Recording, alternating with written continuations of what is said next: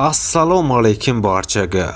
Videomiz keng tarqalishi uchun like tugmachasini bosib qo'yishni unutmang. Diqqat qiling, tezkor xabar. O'zbekistonda elektr energiyasi va gaz narxi qariyb 3 barobarga oshiriladi. Videomiz yoqsa like tugmachasini bosib qo'yishni unutmang.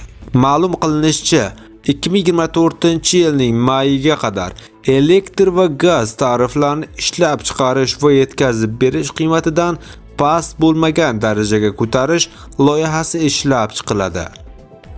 May oyida joriy etilishi mumkin bo'lgan ko'tarilayotgan tarif kilovat-soat uchun 450-500 so'mni tashkil etadi. Hozirda kilovat-soat jismoniy shaxslar uchun 295 so'mni tashkil etadi.